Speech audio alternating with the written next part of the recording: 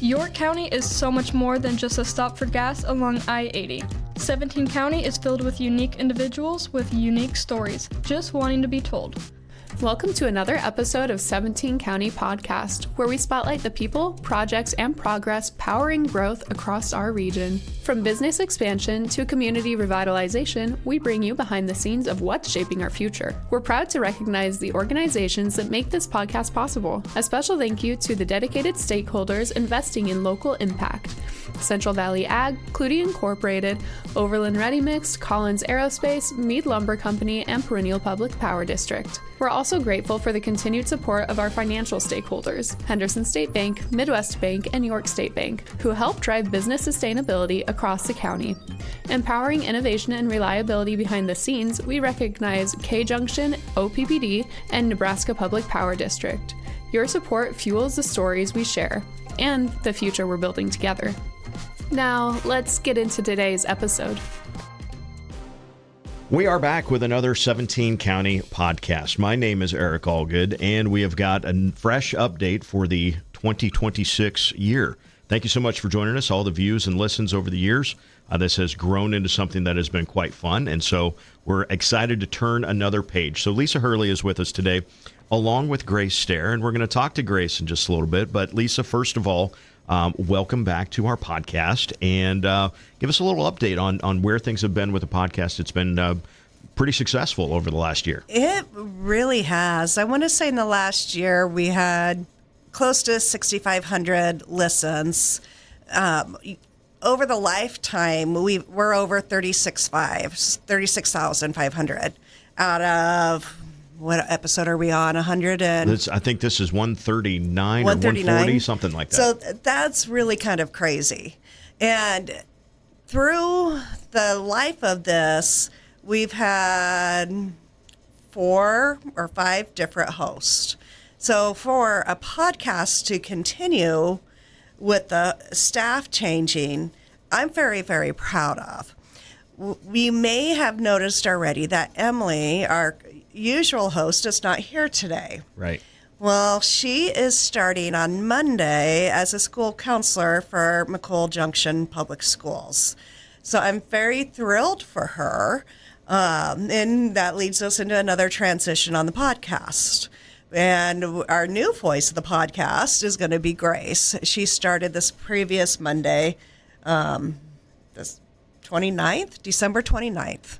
So we're very excited to have her here. And on the next episode, you'll hear Grace's story because she has an incredible story of how she came to York County because she's not native to York County or even to Nebraska.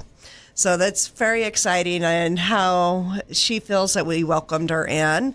And that goes back to the very start of the podcast back 4 years ago. Is we wanted this to be a talent podcast, share the hidden stories of why York County, why people were choosing to stay or to come back or to relocate into York County overall. And Grace is a perfect example of someone that's chose to come here and has fallen in love with our community. All right, so we're going to put Grace on the spot just a little bit before we get back to an update there with Lisa. But Grace, first of all, welcome, and tell me what you're excited about with this new role. Well, thank you so much for having me here, and thank you, everyone. I'm actually very excited, to soon be your host. Like I said, I just started, so I'm very looking forward to meet people, work with businesses. This has been my first week, and there's a lot to learn, and I noticed that I'm working with an organization that it's, with these amazing women that has worked for a couple years, and Lisa has been here for actually a lot of years, and seeing all her work and all the commitment that she has for, your county, it's amazing. Every time this week, I've been learning so many things, so I'm hoping that I can, just learn and, help people around, help businesses, and all the projects and events coming up here in York County. I'm going to be here for them and just, help around. I know from doing a lot of sports interviews and coaches interviews that when you are to a certain extent, kind of forced to do interviews with different people in different aspects of life, in business, in whatever it might be. It's a really, really great way to learn a lot of people, a lot of information about what's going on in a really short amount of time. So I look forward to you. Eventually, this will be Grace hosting the podcast, which will be great. And I'll go back to doing my little edit thing and make it sound kind of good. But Lisa, if we can now, let's do kind of a fall recap or the last quarter, if you will. There's been some great interviews, some great conversations that Emily's had. Kind of bring us up to speed on what all YCDC and the podcast has been up to. So this has been an insane fast quarter. You know, we kicked it off mid-September, launching a massive national talent campaign. We've done for several years talent campaigns that follow articles that are generated by our local newsletter. This year, we partnered with Golden Shovel. Thanks to the Nebraska Department of Economic Development, we received a Good Life is Calling grant. We were able to record virtual reality 360 videos, and one of those was a talent one. And then we did the traditional flat talent video as well. Well, those got launched, I believe it was the second week of September, where we launched the videos and we launched the national ads that are going out there. So the first month, which was about 2 weeks, blew us away. And October and November, between the metaverse, so Facebook, Instagram, and then the Google ads, we're reaching over 80,000 a month, which is incredible. What has blown me away is our click-through rate is like 4%. So people are paying attention. And on Facebook, our stats have totally flipped. Usually our Facebook page is very heavily on the women's side. And we're talking 72 to 75% of the people that are clicking through to our job opportunities in York County are men. Wow. Where usually our Facebook traffic is, 3/4 women. And we are hitting those young parents, the 26 through 45. So the families that may be looking at, hey, I've had a great career in DC or Denver or Kansas City or Houston, but I want to go back to Nebraska and be close to home. Or I want to go back to the Midwest, because not everybody is from Nebraska that's looking, but they want a Midwest type of life. And so we offer that here. So that's been really incredible. And then we had our first Dale Carnegie leadership skills course. I guess that was earlier, but we finished it up. We had our 17 county leadership course. We had manufacturing month, which included industry tours for, I think we had 3 high schools participate this year, where we took the students and some teachers out to see a couple of our manufacturers. And then with Emily accepting her new job, we've been through planning for a transition. So it's been a busy quarter. And you mentioned the 17 county leadership. That was a program that I went through a few years ago. And there's another leadership one that Parker is currently going through. So for Leadership York. Leadership York as well. So those are some great programs that they come up. Is it every year that Yes. There's a kind of a new class that you can kind of go through? Yes. And they complement each other very well. So Leadership York is under the York Chamber. And that's very much a community leadership program. Grace has actually been through it as well. The 17 county leadership focuses more on your leadership skills. It really, and one thing, when we put this program together 6 years ago, I believe is what it's been, I really wanted to focus on giving participants the opportunity to have that one-on-one coaching call. So it's a 3-month program versus the 9-month, which is 17 or Leadership York. But 17 counties, 3 months, it's intense, it's 3 full days. And in between, you may have a little bit of homework, but you also have those coaching calls, which help you identify your goals and get some feedback back on that. I had an opportunity to use a business coach through a program I was in, and I've brought her into the community many times and probably will again in 2026, Ginger Johnson. And I'm like, this just changed how I went about my work and my career. And everybody needs that experience. Yeah. And mine was obviously longer, but that's why I wanted it into 17 County. And then Dale Carnegie, we launched this last year with Clutie. Clutie wanted to bring them in to go through with all of their staff, start running them through their basic communication skills program. So here in January, there's still time to sign up, but it's getting pretty close. There is a Dale Carnegie skills course, which focuses on your leadership communication and your stress management. That is the one I took the most out of last year, is how to manage my stress better. And then in the summer, we will do one focused on the management, along with Dale Carnegie and Clutie. So we'll have 2 skills course and 1 management course this year. So we've, as a community, have a very robust leadership program. Right. And so fortunate that that's a goal and a point of emphasis, and bringing those types of programs to York County it's awesome.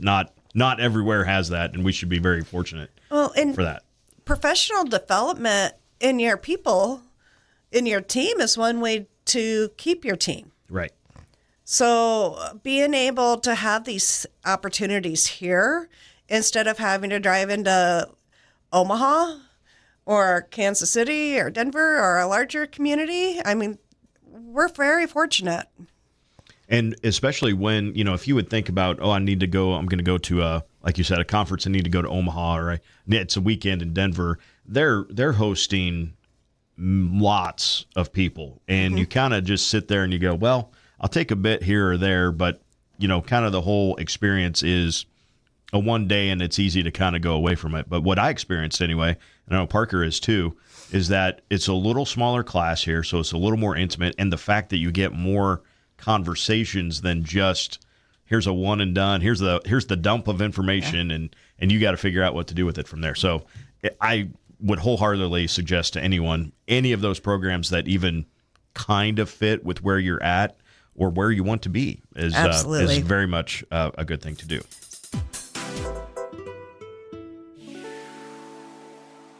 Today's podcast is brought to you by Green Realty and Auction and JLC Incorporated, Jensen Lumber Company. Let's get back to the podcast.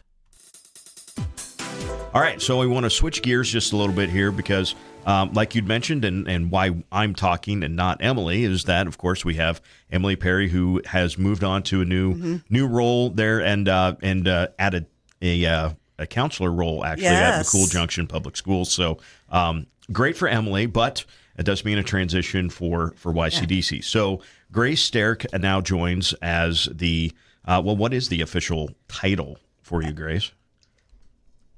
I'm the new economic development coordinator at YCDC. Okay. Yes. So I know we'll have a more in-depth conversation with you about your story, how you got to York and York County, and how you got involved with YCDC. But give us the Cliff's Notes version, if you can, right now. Yes. I mean, I can tell you that I've been living in York for 10 years.